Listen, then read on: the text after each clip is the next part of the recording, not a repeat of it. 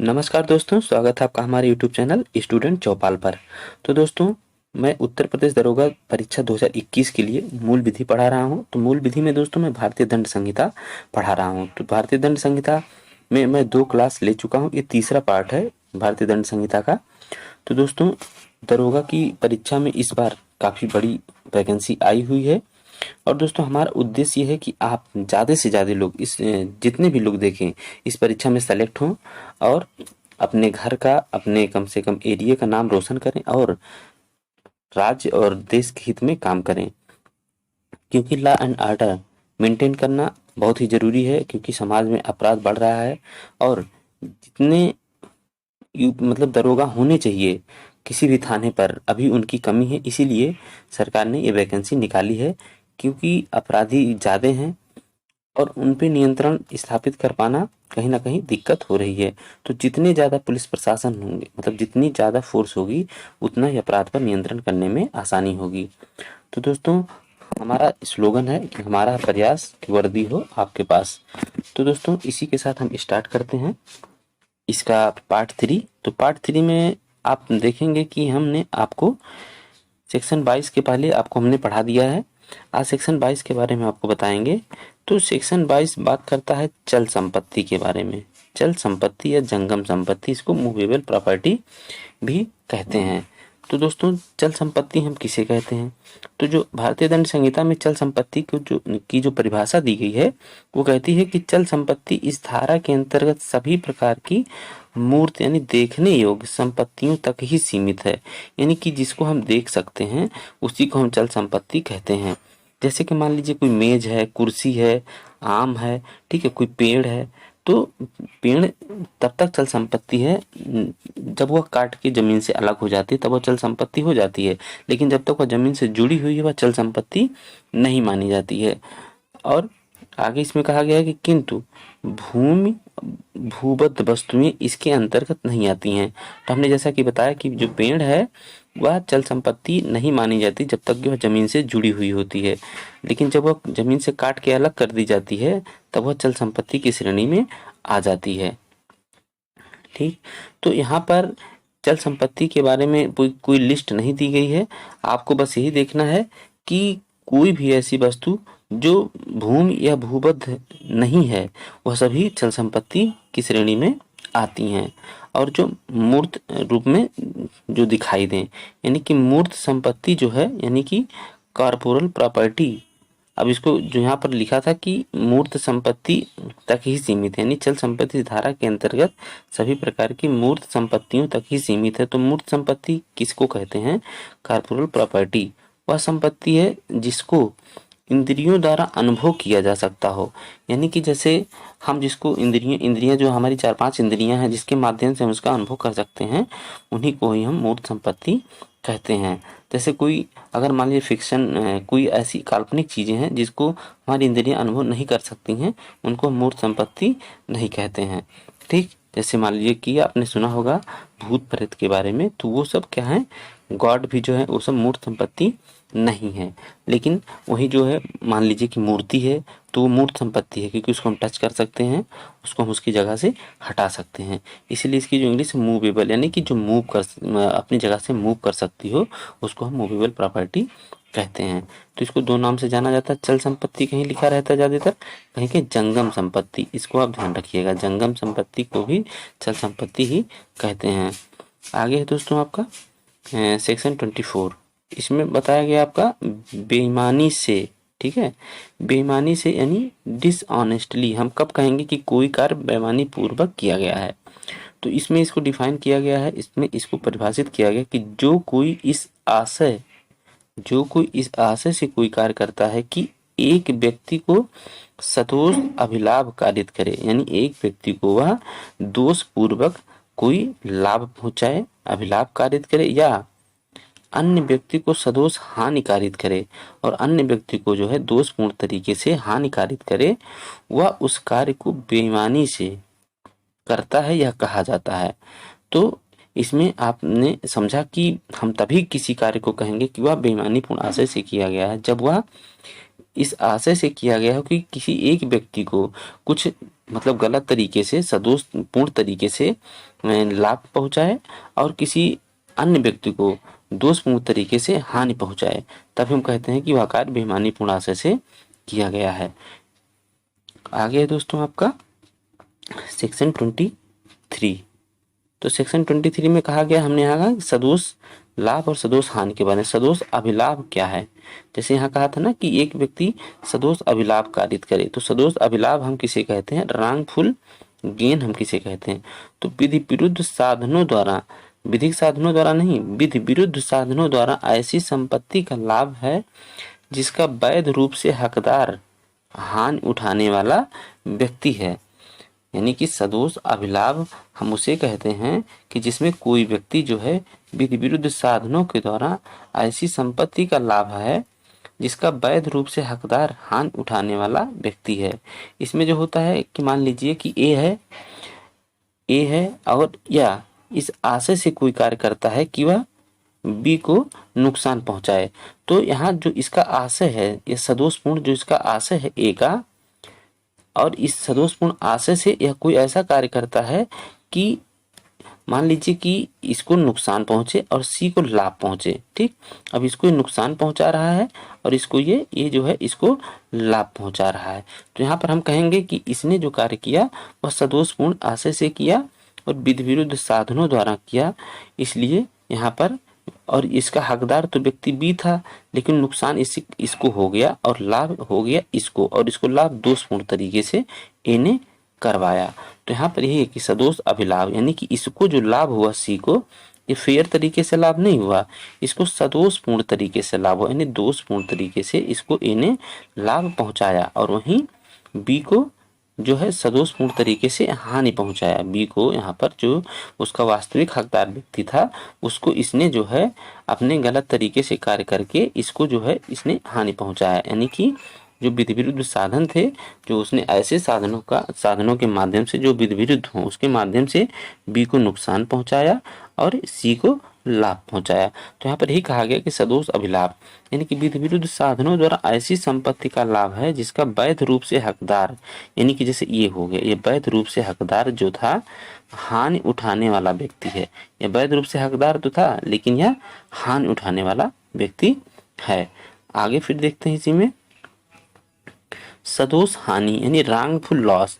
इसमें भी हमने बताया वही कि जैसे ये जो था सदोष हानि से माने विधि विरुद्ध साधनों द्वारा ऐसी संपत्ति की हानि है जिसका वैध रूप से हकदार हानि उठाने वाला व्यक्ति है। तो इसमें वही कि जैसे ये था और ये बी हो गया जो वैध रूप से हकदार व्यक्ति है, और ये सी हो गया। तो यहाँ पर जब ए इसको गलत तरीके से अगर लाभ पहुंचाएगा, इसको गलत तरीके से लाभ पहुंचाएगा, तो जाहिर सी बात है कि जो इसका वैध रूप से हकदार व्यक्ति इसको नुकसान होगा। तो इसी को हम कहते हैं कि सदोष हानि, यानी कि विधि विरुद्ध साधनों द्वारा ऐसी संपत्ति की हानि जिसका वैध रूप से हकदार हानि उठाने वाला व्यक्ति हो। तो यहाँ पर वैध रूप से हानि उठाने वाला व्यक्ति यहाँ पर बी है, तो इसी को हम कहते हैं सदोष, इसको सदोष हानि हुई। आगे फिर देखते हैं दोस्तों धारा 27। धारा 27 जो है पत्नी लिपिक या सेवक के कब्जे में संपत्ति।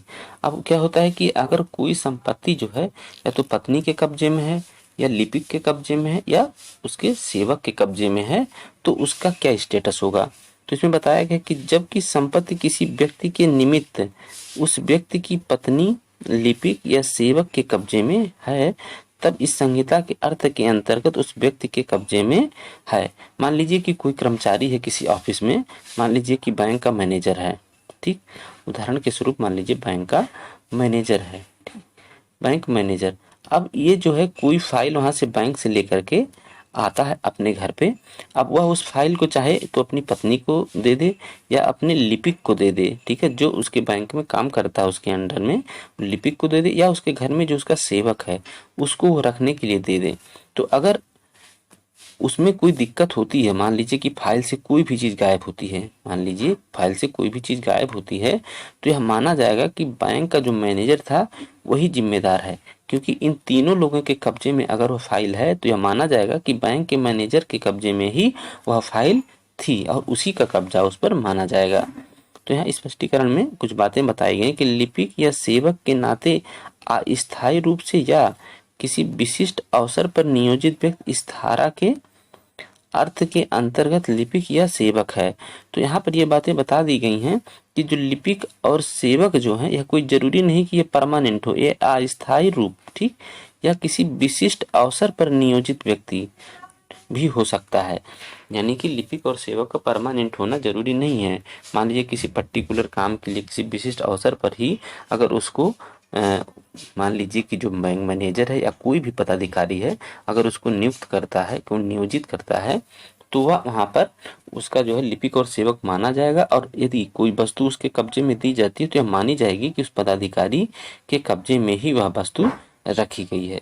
अगर वहाँ से कुछ उसमें मान लीजिए कोई चुरा लेता है तो वह इस बात का बचाव नहीं ले सकता है कि वह मेरे कब्जे में नहीं था, वह तो मेरे सेवक या लिपिक के कब्जे में था या मेरी पत्नी के कब्जे में था, तो मैं उसके लिए जिम्मेदार नहीं हूँ। तो वह इस बात से कह के बच नहीं सकता है। तो यहाँ पर वही दोषी माना जाएगा अगर मान लीजिए कोई भी चीज़ गायब होती है। आगे है दोस्तों आपका धारा 28। तो धारा 28 में कूटकरण की बात की गई है, काउंटरफिट की बात की गई है। तो जो व्यक्ति एक चीज को दूसरी चीज के सदृश यानी कि उसके जैसा, ठीक है, जो कोई व्यक्ति एक चीज को किसी दूसरे चीज के सदृश यानी उसके जैसा इस आशय से करता है या बनाता है कि वह उस सदृश यानी कि उस जैसा से धोखा करे, या यह संभाव्य जानते हुए करता या बनाता है कि उसके द्वारा धोखा किया जाएगा, वह कूटकरण कहता है। वह जो है कूटकरण करता है या कहा जाता है। अब मान लीजिए कि कोई व्यक्ति अगर कोई अधिकारी है, ठीक है, मान लीजिए कोई अधिकारी है, मान लीजिए एसडीएम को हम ले लेते हैं, ठीक, एसडीएम को हम ले लेते हैं। तो यहाँ पर अगर मान लीजिए एसडीएम तो अथराइज है किसी भी फाइल पर सिग्नेचर करने के लिए या कोई मोहर लगाने के लिए। तो अगर कोई भी अन्य व्यक्ति अगर मान लीजिए वैसी मोहर लगाता है, वैसा सिग्नेचर करता है, तो वह उसके लिए मान लीजिए कि दोषी माना जाएगा। वहाँ वह क्या होता है, उस डॉक्यूमेंट का कूटकरण करता है, ऐसा कहा जाता है, ठीक। उसके सदृश अगर कुछ भी वो काम करता है कि कोई सामने वाला देखे तो उसको लगे नहीं एसडीएम साहब की ही वो सिग्नेचर है या उन्हीं के द्वारा ये लिखी गई बातें हैं। इसी में है दोस्तों एक वस्तु की दूसरे वस्तु में समानता, एक वस्तु की दूसरे वस्तु में समानता इस प्रकार होनी चाहिए जो धोखा कारित करने के लिए पर्याप्त हो। समानता के अभाव में कूटकरण नहीं हो सकता है। जैसे मान लीजिए कि कोई कंपनी है, वह कोई प्रोडक्ट बनाती है, मान लीजिए कि आप एडिडास जैसे कंपनी है, ठीक, एडिडास है, वह शूज़ बनाती है और भी मतलब गारमेंट्स बनाती है। तो अगर कोई और कंपनी एडिडास के जैसा ही लेबल लगाता है और उसी के समान उसको बनाता है जो कि धोखा कारित करने के लिए पर्याप्त हो, यानी कि जो कंज्यूमर हैं वह प्रोडक्ट देख करके इस उससे धोखा खा सकते हैं कि वह एडिडास ही है, तो यहाँ पर क्या होगा कि जो दूसरी कंपनी उनकी नकल करके बनाएगी वह उसके लिए दंडित किया जाएगा। और समानता के अभाव में कूटकरण नहीं माना। अगर समानता नहीं है दोनों में, मान लीजिए एडिडास का जो शूज है उसमें और जिस दूसरी कंपनी ने उसका शूज बनाया, अगर उसमें समानता नहीं है तो कूटकरण नहीं माना जाएगा। यहाँ स्पष्टीकरण में एक बात बताई गई है कि कूटकरण के लिए यह आवश्यक नहीं है कि नकल ठीक वैसी ही हो। तो मतलब मान लीजिए कि यहाँ पर यह कोई जरूरी नहीं कि एकदम डिट्टो वैसी ही नकल हो। मान लीजिए कि शूज अगर बना हुआ है, मान लीजिए शूज बना हुआ है, तो अगर मान लीजिए कि शूज बना हुआ है, यहाँ पर अगर मान लीजिए एडिडास में अगर कोई डबल स्ट्रिप लगी हुई है, ठीक, अगर मान लीजिए कि उन्होंने सिंगल स्ट्रिप कर दिया और पूरा मॉडल वैसे ही रखा है, तब भी वह माना जाएगा कि उसने कूटकरण किया हुआ है, ठीक। या कोई जरूरी नहीं कि एकदम डिट्टो वैसे ही हो। अगर कोई ग्राहक अगर उससे धोखा खाता है, उसको लगता है कि नहीं एडिडास का ही है, तो क्या होगा कि तब भी वह दूसरी कंपनी कूटकरण के लिए दोषी मानी जाएगी, ठीक। आगे जो है दोस्तों उसके बाद सेक्शन आता है आपका 34। 34 से सामान्य आशय की बात करता है, कॉमन इंटेंशन की बात करता है, ठीक है, कॉमन इंटेंशन की बात करता है।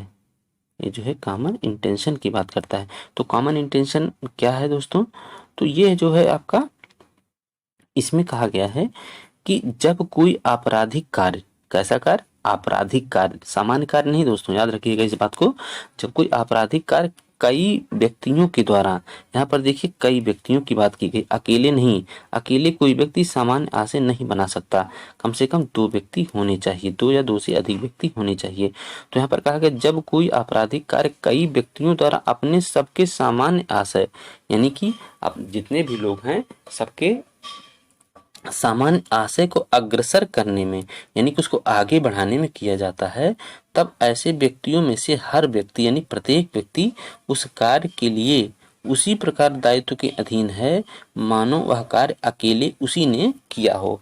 जैसे मान लीजिए कि गांव में अक्सर लड़के क्या हैं कि मान लीजिए ईख के खेत में ईख की चोरी करने जाते हैं, खीरा ककड़ी की भी चोरी करने जाते हैं, या बहुत से ऐसे मान लीजिए चोरी कहीं भी करने जाते हैं, कोई भी ऐसा काम करने जाते हैं कि जिसमें वो अपने एक कॉमन इंटेंशन बना लेते हैं कि सब लोगों को ये काम करना है, सबकी ड्यूटी डिवाइड कर दी जाती है कि कोई ये देखेगा कि कोई व्यक्ति ऐसा तो नहीं कि कहीं नुक्कड़ पे लगा दिए कि कोई आ रहा होगा तो वहाँ से वो सीटी बजाएगा या फ़ोन कर देगा। इस तरीके से सभी लोग अपना अपना काम डिस्ट्रीब्यूट कर लेते हैं कोई अपराध करते समय। तो यह माना जाएगा कि वो सभी लोग जो हैं एक कॉमन इंटेंशन के अंतर्गत कार्य कर रहे हैं, उनका सभी का सामान्य आशय है उस कार्य को अंजाम देने के लिए, उस अपराध को अंजाम देने के लिए। तो वह कार्य जो है, अब आप फिर से समझिए कि जब कोई आपराधिक कार्य कई व्यक्तियों द्वारा यानी एक से अधिक व्यक्तियों द्वारा अपने सबके सामान्य आशय को अग्रसर करने में यानी उसको आगे बढ़ाने में किया जाता है, तब ऐसे व्यक्तियों में से हर व्यक्ति उस कार्य के लिए उसी प्रकार दायित्व के अधीन है मानो वह कार्य अकेले उसी ने किया हो। अब उसमें से मान लीजिए कि अगर कुछ लोग भाग भी जाते हैं तब भी कोई दिक्कत नहीं है, अगर वो पकड़े जाते हैं, अगर एक प्रूफ हो जाता है कि उसमें कई लोग थे और सबने एक कॉमन इंटेंशन बना करके उस आपराधिक कार्य को किया है, तो भी यह माना जाएगा कि वह वो व्यक्ति जो है उस कार्य के लिए अकेले ही उसने ऐसा माना जाएगा कि उस व्यक्ति ने उस कार्य को अकेले ही किया है। तो सामान्य आशय के अंतर्गत दोस्तों सभी अपराधी जो है अपराध करने से पहले जो है सामान्य आशय के अंतर्गत सभी अपराधी अपराध करने से पहले आपस में एक योजना बनाते हैं, अर्थात वह आपस में अपने अपने विचारों का आदान प्रदान करते हैं। इसीलिए इसको हम कई अलग अलग शब्दों के रूप में जानते हैं। जैसे कि वे शब्द कौन कौन हैं, तो वह शब्द हैं जैसे कि पूर्व नियोजित योजना या पूर्व सुनियोजित योजना, पूर्व सहमति भी कहते हैं, दिमागों का पूर्व मिलन इत्यादि शब्दों से हम इसको मतलब कि स्पष्ट करते हैं। ठीक, अब सामान्य आशय जो है दोस्तों यह अपने आप में स्वयं में कोई अपराध नहीं है। सामान्य आशय जो है जो सेक्शन 34 में जो बताया गया है ये स्वयं में कोई अपराध नहीं है। यह अपराध तब होता है या किसी अपराध के साथ जुड़ करके उसकी गंभीरता को बताता है और उसके नेचर को बताता है कि वह कैसे मतलब यानी कि लोग एक सामान्य आशय बना करके उस कैसे लोगों ने उस अपराध को किया है। अगर लोगों का सिर्फ सामान्य आशय ही है कोई काम करने के लिए, कोई आपराधिक कार्य करने के लिए, और वह कार्य नहीं किया जाता है, तो यह जो सामान्य आशय है अपने आप में कोई अपराध नहीं है। ठीक, यह किसी अपराध के साथ जुड़ के उसकी गंभीरता को बढ़ाता है। आगे दोस्तों हम इसमें आपको बताएंगे कि सामान्य आशय जो है, सामान्य आशय यानी कॉमन इंटेंशन और समान आशय यानी सिमिलर इंटेंशन, इसको हम कहते हैं कि समान आशय या वही आशय, यानी कि इसको हम समान या सिमिलर आशय या कहते हैं सेम, यानी कि सेम इंटेंशन। ठीक, तो इसको चाहे बोलिए समान या सेम बोलिए, और यहाँ जो है सामान्य है, दोनों में अंतर एकदम आप अच्छे तरीके से समझ लीजिए। यह कॉमन इंटेंशन यानी कि कलेक्टिव है, ये एक से अधिक व्यक्ति इसमें इन्वॉल्व होते हैं। लेकिन ये समान आशय जो है या इसमें क्या है कि एक व्यक्ति भी हो सकता है, एक से अधिक व्यक्ति भी हो सकते हैं, इस चीज को आप ध्यान में रखिए। अब इसको हम अंतर कैसे इसमें दोनों में करते हैं तो इसको आप पहले जान लीजिए। तो सामान्य आशय का अर्थ है 2 या अधिक व्यक्तियों द्वारा कोई कार्य, सामान्य आशय का अर्थ है 2 या अधिक व्यक्तियों द्वारा कोई कार्य करने से पहले एक योजना बनाना या आपस में सहमत होना या कोई सुनियोजित योजना बनाने से है। जबकि समान आशय का अर्थ है कि 2 या अधिक व्यक्तियों द्वारा बिना आपसी सहमति के या बिना किसी पूर्व नियोजित योजना के या बिना आपस में बातचीत किए ही एक जैसा कार्य करने की सूचना। अब यहाँ आपको उदाहरण के माध्यम से अगर हम आपको बताएं तो जैसे मान लीजिए कि अगर हम समान आशय की बात करते हैं, अगर हम कॉमन इंटेंशन की बात करते हैं, मान लीजिए अगर हम कॉमन इंटेंशन की बात करते हैं तो यहाँ पर क्या होता है कि एक से अधिक व्यक्ति तो होने चाहिए। अब यहाँ जैसे मान लीजिए कि ए और A प्लस बी ये दोनों हैं, तो इन्होंने सोचा, इन्होंने सी की हत्या करना ये लोग चाहते हैं, तो इन्होंने पहले आपस में एक योजना बनाई। इन्होंने आपस में पहले एक योजना बनाई, ठीक। इन्होंने पहले आपस में एक योजना बनाई। अब योजना बनाने के बाद जो है ए प्लस बी ने सी की हत्या करने के लिए, इसकी हत्या करने के लिए आपस में एक योजना बनाई। इन्होंने पहले विचार विमर्श कर लिया कि इसकी हत्या करनी है, और उसके बाद वो उस दिशा में अग्रसर होते हैं उसकी हत्या करने के लिए। तो मान लीजिए कि ए खड़ा हुआ है, ए खड़ा है और बी जो है हमला कर रहा है, बी जो है इस पर हमला कर रहा है। ये देख रहा है कि कोई व्यक्ति आता है तो मैं बता दूंगा कि यहाँ से भाग चलो क्योंकि कोई आ रहा है। तो यहाँ पर दोनों का आशय सेम है, दोनों का आशय जो है सी की हत्या करना है। तो यहाँ पर जो है दोनों, ये माना जाएगा कि दोनों कॉमन इंटेंशन के अंतर्गत कार्य कर रहे हैं। लेकिन यहीं पर अगर ये हम कहें कि ए और बी दोनों आपस में कभी नहीं मिले हैं, ए और बी आपस में कभी नहीं मिले हैं, और ये दोनों जो है अलग अलग, ये दोनों एक साथ नहीं, अलग अलग, दोनों ही सी से नफरत करते हैं, दोनों ही सी से नफरत करते हैं।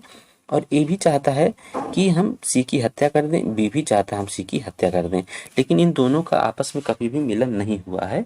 और संयोग से अगर वो दोनों एक ही जगह पर सी को पा जाते हैं और दोनों बिना एक दूसरे के परिचय के सी को मारना शुरू कर देते हैं, तो यहाँ पर जो है कि दोनों अलग अलग अपने कार्य के लिए जिम्मेदार होंगे। और यहाँ पर जो दोनों का आशय होगा उस दोनों का समान आशय तो है, लेकिन यह जो है सामान्य आशय नहीं है दोनों का। दोनों समान आशय तो रखते हैं सी की हत्या करना, लेकिन दोनों का ये जो है ये कॉमन इंटेंशन नहीं है, ये सिमिलर इंटेंशन है। तो ये दोनों आप इसमें बेसिक डिफरेंस है।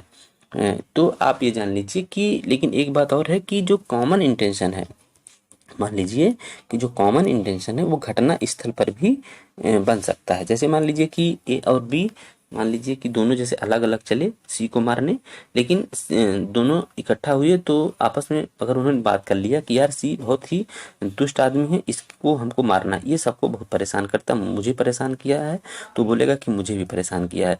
तो दोनों एक कॉमन इंटेंशन बना सकते हैं कि यार चलो मिलके इसकी हत्या कर देते हैं। तो भले ही पहले से उनकी कोई योजना नहीं थी, लेकिन वो घटना स्थल पर भी एक कॉमन इंटेंशन बना सकते हैं सी को मारने के लिए। तो इससे संबंधित कुछ बात हैं जो बहुत ही महत्वपूर्ण बात हैं, तो इसको आप जान लीजिए। तो इसमें है कि बारिंदर कुमार घोष वर्सेस इम्परर और महबूब शाह बनाम इम्परर, ये दोनों केस बहुत ही महत्वपूर्ण है इस धारा पर। तो इसमें क्या हुआ था दोस्तों, आप थोड़ी सी कहानी इसकी जान लें जिससे आपको याद करने में आसानी होगी। तो इसमें जो है बारिंदर कुमार घोष के मामले में कुछ लोग थे जो बैंक लूटने गए, तो यहाँ पर पोस्ट ऑफिस लूटने गए। तो यहाँ पर कुछ लोग अंदर गए और कुछ लोग गेट पर खड़े थे कि हम देखते रहेंगे कि अगर कोई आएगा तो हम बता देंगे। तो इसमें बारिंदर कुमार की हत्या हो जाती है। तो यहाँ पर क्या है, जो लोग गेट पर खड़े थे उनका कहना था कि मैंने हत्या नहीं की, मैं तो बस वहाँ पर इंतजार कर रहा था कि कोई आए ना। लेकिन न्यायालय ने माना कि वह भी एक कॉमन इंटेंशन के अंतर्गत कार्य कर रहे थे, इसलिए उनको भी दोषी ठहराया गया। और यहाँ महबूब शाह बनाम इम्परर के मामले में, इसमें भी दोस्तों इसमें क्या हुआ था कि इसमें एक व्यक्ति गया था नदी में कुछ चीज़ें, जैसे आप जानते हैं कि जानवरों के लिए चारा काटने, तो वहाँ पर वो गया तो कुछ लोगों ने मना किया कि इसमें मत काटो। तो उसके बाद वहाँ क्या पर हुआ कि और कुछ लोगों ने उस पर हमला कर दिया, तो चिल्लाया कि हमको बचाओ। फिर उसके घर से एक दो लोग दौड़ के आए, तो उन्होंने उन पर हमला कर दिया, जो उन पहले उस पर हमला कर रहे थे, जो घास काटने गया था वहाँ पर। तो यहाँ पर ये माना गया कि उनका जो है कॉमन इंटेंशन नहीं था आपस में। उन्होंने उसकी आवाज़ सुन के वहाँ पर पहुँचे और उन्होंने उस आवाज़ को सुन के उसको मारा। उन लोगों का आपस में कोई ऐसा तालमेल नहीं था, कोई पूर्व सुनियोजित योजना नहीं थी उसको मारने की। उन्होंने घटना के बारे में सुना और इमीडिएट दौड़ते गए और उसने उन लोगों की हत्या की। तो यहाँ पर कॉमन इंटेंशन नहीं माना गया। आगे दोस्तों इस पर एक केस और है, कृपाल सिंह बनाम उत्तर प्रदेश राज्य। तो ये सब इस पर महत्वपूर्ण केस हैं। अगला है दोस्तों, सामान्य आशय घटना स्थल पर उत्पन्न हो सकता है। हमने आपको बताया कि सामान्य आशय जो है घटना स्थल पर भी उत्पन्न हो सकता है, ये कहा गया। ऋषि देव पांडे बनाम उत्तर प्रदेश राज्य में इस चीज़ को स्पष्ट किया गया था कि कॉमन इंटेंशन घटना स्थल पर भी उत्पन्न हो सकता है। आगे है दोस्तों आपका सेक्शन 41, ये बात करता है विशेष विधि के बारे में, स्पेशल लॉ। तो हम किसे कहते हैं स्पेशल लॉ? वह विधि है जो किसी विशिष्ट विषय को लागू हो। यानी कि विशेष विधि वह है जो किसी विशिष्ट विषय को ही लागू हो। हमने आपको स्टार्टिंग बताया था सेक्शन 5 के अंतर्गत कि जो आईपीसी है वह विशेष विधियों पर लागू नहीं होती है। ठीक, इसी तरीके से धारा 42 बात करती स्थानीय विधि की। लोकल लॉ किसे कहते हैं? या वह विधि है जो भारत के किसी विशिष्ट भाग को लागू होती है। यह वह विधि है जो भारत के किसी विशिष्ट भाग को लागू होती है। जैसे आपने सुना होगा कि इधर नॉर्थ में गाय को गाय की हत्या जो है वो क्या है, अपराध माना गया है। लेकिन अगर आप नॉर्थ ईस्ट में जब जाएंगे, आप उधर मेघालय वाले की साइड में जाएंगे, तो वहाँ पर जो है, वहाँ पर गाय का जो मांस है वहाँ लोग खाते हैं, तो वहाँ पर उसको क्या है कि अपराध नहीं माना गया है। तो वह क्योंकि उनकी स्थानीय विधि में उसको अपराध नहीं माना गया है, इसलिए उसको अपराध नहीं माना जाता। हमने आपको बताया था कि आईपीसी जो है विशेष विधि और स्थानीय विधि पर लागू नहीं होती है। आगे दोस्तों जो है आपका सेक्शन आता है 43। एक बात करता है अवैध यानी इलीगल। अब इलीगल यानी कि जैसे कहते हैं ना कि कोई कार्य अवैध है, तो अवैध हम शब्द तो जानते हैं, लेकिन हम अवैध किसको कहते हैं, हम किस कार्य को कहते हैं कि वह अवैध है या करने के लिए वैध रूप से आबद्ध। हम कब कहते हैं कि कोई व्यक्ति किसी कार्य को करने के लिए वैध रूप से आबद्ध है यानी लीगली बाउंड है। तो अवैध शब्द को यहाँ पर परिभाषित किया गया। तो अवैध शब्द उस हर बात को लागू है जो अपराध है, यानी कि अवैध शब्द उस हर बात, कोई भी अपराध हो तो अवैध ही माना जाएगा। और जो विधि द्वारा प्रतिषिद्ध हो, यानी कि अगर विधि ने किसी कार्य को करने से मना किया है तो वह भी कार्य अवैध माना जाएगा। और तीसरा क्या है, जो सिविल कार्यवाही के लिए आधार उत्पन्न करती हो, यानी कि जो सिविल कार्यवाही के लिए कोई ऐसा कार्य है कि जो सिविल कार्यवाही के लिए आधार उत्पन्न करती हो। जैसे मान लीजिए कोई व्यक्ति किसी की जमीन पर कब्जा कर लेता है, तो वह भी कार्य उसका अवैध माना जाता है। और कोई व्यक्ति उस बात को करने के लिए वैध रूप से आबद्ध कहा जाता है जिसका लोभ करना उसके लिए अवैध हो। अब मान लीजिए कि कोई व्यक्ति किसी कार्य को करने के लिए वैध रूप से आबद्ध तब कहा जाता है जब वह उस कार्य को करने के लिए वैध रूप से यानी कि अथराइज हो। जब वह उस कार्य को करने के लिए अथराइज हो, अगर उस कार्य को करने में लोभ करता है यानी ओमिशन करता है, तो यह माना जाता है कि उसने अपने जो वैध रूप से आबद्ध था उसने उस कार्य को नहीं किया। जैसे मान लीजिए उदाहरण के स्वरूप, अगर मान लीजिए कोई पुलिस अधिकारी है और उसकी यह वैध रूप से आबद्ध है कि वह अपराधियों को पकड़े, और अगर उसके सामने से कोई अपराधी जा रहा है और वह उसको नहीं पकड़ता है, तो यह माना जाएगा कि उसने उस कार्य का लोभ किया और उसके लिए माने कि उसने अवैध कार्य किया। ठीक है, तो करने के लिए वैध रूप से आबद्ध कहा जाए जिसका लोभ करना उसके लिए अवैध हो। अगर वह उसको उसका लोभ करता है तो वह अवैध माना जाएगा क्योंकि वह उसको करने के लिए वैध रूप से आबद्ध था। इसी तरीके से जितने भी एम्प्लॉय हैं, अगर वो कोई भी कार्य करने के लिए, मान लीजिए कोई ऑफिशियल व्यक्ति है, अगर कोई कार्य करने के लिए अथराइज है और वह कार्य नहीं करता है तो यह माना जाएगा कि उसने अवैध कार्य किया। आगे जो दोस्तों आपका आता है कि क्षति, यानी कि सेक्शन 44 आता है जो बात करता है क्षति यानी इंजरी। आप जब एसआई बनेंगे तो उसमें आपको हमेशा होगा कि इंजरी रिपोर्ट आपको बनानी पड़ती है। तो इंजरी यही देखना है, यही से आपको समझना है कि इंजरी रिपोर्ट क्या होती है। तो इंजरी पहले समझ लीजिए कि क्या है इंजरी, आखिर क्षति क्या है। आपने बहुत सुना होगा कि इंजरी रिपोर्ट, इंजरी रिपोर्ट।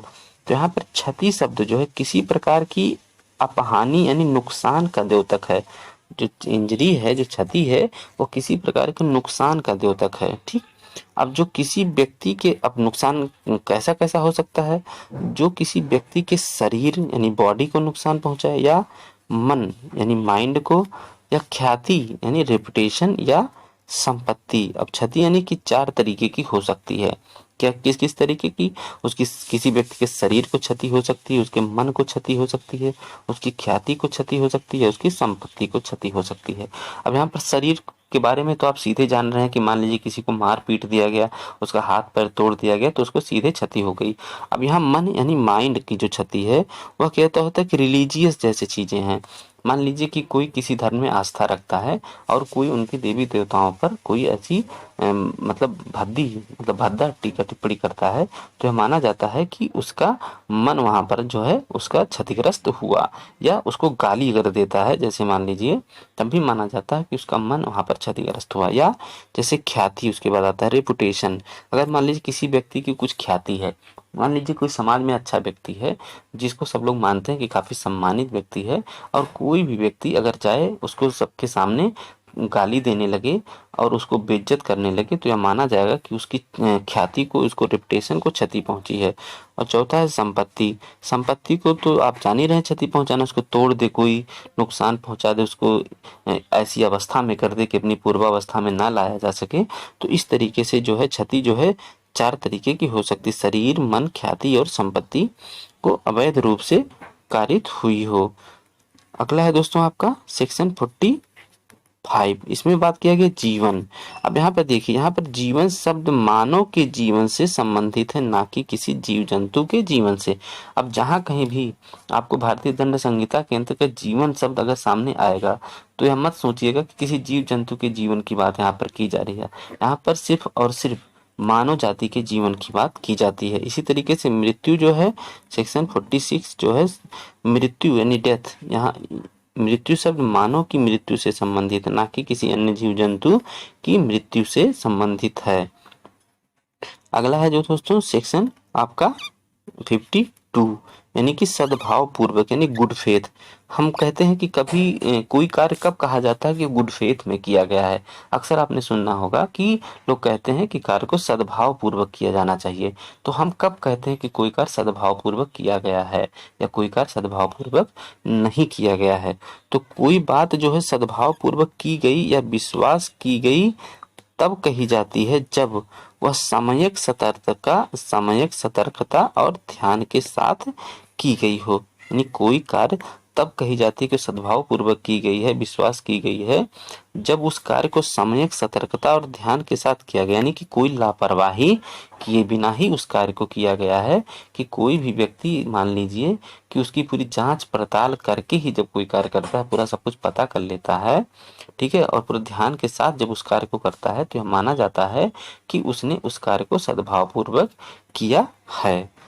आगे है दोस्तों जो आपका सेक्शन 52 का या ए, तो इसमें बात किया गया संश्रय, यानी कि हार्बर की बात की गई है। संश्रय मतलब इसको कह सकते हैं आश्रय कह सकते हैं, ठीक, संश्रय को आश्रय भी कह सकते हैं। तो संश्रय शब्द जो है इसके अंतर्गत जो है किसी व्यक्ति को आश्रय, भोजन, पेय, धन, वस्तु, आयुध, गोला बारूद, ठीक, या परिवहन के सामान देना। परिवहन मतलब परिवहन, ठीक है, परिवहन मतलब परिवहन, मीन्स ऑफ कन्वीनियंस, ठीक है, यानी कि परिवहन के साधन देना, या किन्हीं साधनों से चाहे वे उसी प्रकार के हों या नहीं, जिस प्रकार के इस धारा में गिनाया गया है, किसी व्यक्ति की सहायता पकड़े जाने से बचने के लिए करना आता है। अब यहाँ पर आप इसको समझ लीजिए कि हम तब कहेंगे कि किसी व्यक्ति ने किसी को संश्रय दिया, जब कोई व्यक्ति किसी दूसरे व्यक्ति को किसी अपराध से बचने के लिए या तो उसको आश्रय देता है, या उसको अपने घर में बैठा के भोजन खिलाता है, या उसको कोई पेय पदार्थ देता है। क्योंकि होता क्या है, जब अपराधी कोई भागता है और जब पुलिस वाले दबिश देते हैं तो इधर उधर छुपने लगता है। तो ऐसी छुपने की दशा में अगर मान लीजिए कि कोई व्यक्ति उनको प्रश्रय देता है, संश्रय देता है कि उनको भाई छुपा ले अपने घर में, भोजन उनको दे दे जिससे वो मरने ना पाए, उनको पानी दे दे पीने के लिए कि वह उनको कम से कम नुकसान ना हो, कोई धन दे दे कि वहाँ देश छोड़ के भाग जाए, जिला छोड़ के भाग जाए, या कोई वस्तु उसको उपलब्ध करवाए, या कोई आयुध दे दे उसको, आर्म्स, कोई हथियार उसको दे दे, जिससे वह क्या है कि जो उसका पीछा कर रहे हैं अधिकारी उनको उनसे मुकाबला कर सके, या कोई गोला बारूद दे दे जिससे वो आतंक मचा सके, जिससे वो भाग सके। तो अगर इस तरीके, या कोई परिवहन के साधन देता है कि जिससे वो कहीं भी दूर निकल जाए, जैसे गाड़ी हो गया, कुछ भी दे सकता है परिवहन का साधन। तो अगर इस तरीके से कोई साधन देता है तो उसको हम कहते हैं कि उसने उस व्यक्ति को संश्रय दिया है, उसको यानी कि उस व्यक्ति ने उसको हार्बर दिया है। आगे दोस्तों इसका कुछ अपवाद भी है, आप ये जान लें इसका कुछ अपवाद भी है भारतीय दंड संहिता में। अपवाद क्या है कि अगर संश्रय किसी अपराधी के पति या पत्नी, जैसे कि अगर संश्रय जो है किसी अपराधी के पति या पत्नी द्वारा दिया जाता है तो वह जो है आईपीसी के अंतर्गत अपराधी नहीं माना जाएगा। विधि में उनको जो है छूट दी गई है। इसके कुछ उदाहरण निम्न हैं। यानी कि अगर कोई अपराधी कोई अपराध करके आता है और उसको जो है संश्रय, मान लीजिए कि अगर पति ने अपराध किया तो पत्नी अगर देती है। अब संश्रय में हमने बताया आपको कि जैसे भोजन हो गया, ठीक है, हमने संश्रय में आपको बताया कि क्या क्या आता है। भोजन हो गया, आश्रय हो गया, पेय हो गया, धन हो गया, वस्त्र हो गया, आयुध हो गया, गोला बारूद हो गया। ये सब अगर मान लीजिए पति को उसकी पत्नी देती है तो अपराध नहीं माना जाता है। ठीक। और अगर पत्नी अपराध करके आती है, अगर पति देता है, इस तरीके का संश्रय देता है, तब वह भी भारतीय दंड संहिता के अंतर्गत अपराध नहीं माना जाता है, क्योंकि विधि में दोनों को एक ही यूनिट माना गया है। तो अब ये कुछ उदाहरण हैं जिसको आप जान लीजिए। तो इसमें जो है आईपीसी की धारा 130 में, यानी कि किसी कैदी को निकल भागने में सहायता देना, उसे छुड़ाना या संश्रय देना। यानी कि अगर कोई कैदी है, अगर कोई मान लीजिए कि निकल भागा है और उसको छुड़ाने के लिए अगर मान लीजिए उसकी पत्नी या उसका पति अगर कोई इस तरीके से लेते हैं, संश्रय देते हैं, तो उनको अपराधी नहीं माना जाता है। अगला है 157 में, विधि विरुद्ध जमाव के लिए भाड़े पर लाए गए व्यक्तियों को संश्रय देना। अगर मान लीजिए कि कोई ऐसा व्यक्ति है कि पति हो या पत्नी, पति अगर लाता है तो पत्नी अगर मान ली भाड़े पर विधि विरुद्ध जमाव के लिए अगर व्यक्तियों को लाता है और पत्नी जो संश्रय देती है तो वह अपराधी नहीं मानी जाएगी। अगर पत्नी लाती है, पति संश्रय देता है, तब वह भी अपराधी नहीं माना जाएगा। इसी तरीके से धारा 136 में बताया कि अभित्याजक को संश्रय देना।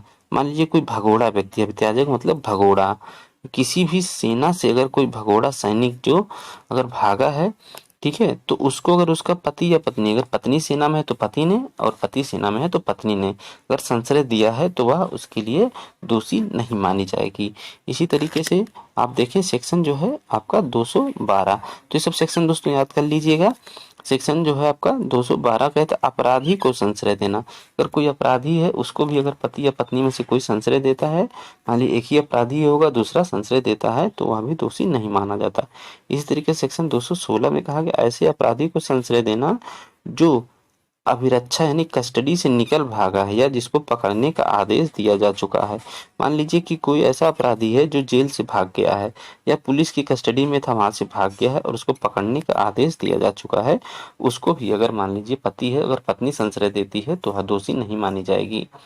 मान लीजिए कि अगर वहां पर पुलिस वाले पहुंच के पकड़ लेते हैं तो वो तो मान लीजिए अपराधी जो तो अपराधी रहेगा ही रहेगा, लेकिन उसको संश्रय देने के लिए पत्नी उसकी जो दोषी नहीं मानी जाएगी। या पत्नी अगर अपराधी है, पति संश्रय देता है तो अभी दोषी नहीं माना जाएगा।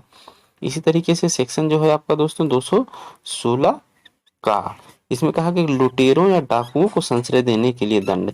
तो इसमें कहा गया है कि कठिन कारावास से जिसकी अवधि 7 वर्ष तक की हो सकेगी और जुर्माने से भी दंडित होगा। तो लेकिन यहाँ पर ये भी है कि अगर वह संश्रय जो है कोई अन्य व्यक्ति देता है तब उसकी जो है उसको कारावास से दंडित किया जाएगा 7 वर्ष तक का हो, जुर्माने से भी। लेकिन अगर वही लुटेरों डाकुओं को पति और पत्नी द्वारा संश्रय दिया जाता है तो वह किसी भी अपराध के लिए दंडित नहीं किए जाएंगे। तो दोस्तों उम्मीद है आपको वीडियो पसंद आया होगा। तो दोस्तों आप सभी का इस चैनल पर स्वागत है। अगर अभी तक आपने इस चैनल को सब्सक्राइब नहीं किया है तो सब्सक्राइब कर लें और दोस्तों को भी शेयर कर दें, बेल आइकन को दबा लिया करें जिससे लेटेस्ट कम से कम नोटिफिकेशन आपके पास पहुंचती रहे। मैं मूल विधि की पूरी वीडियो यहाँ पर कंप्लीट करूँगा और आपको जो भी ना समझ में आए आप कमेंट करके पूछ सकते हैं। तो उम्मीद है आप पुराने वीडियो को भी देख रहे होंगे। अगर नहीं देखे हो तो वीडियो के डिस्क्रिप्शन में जा करके वहाँ पर उसका लिंक दिया हुआ है, उसको भी आप देख सकते हैं। तो आज के लिए बस इतना ही। नमस्कार, धन्यवाद।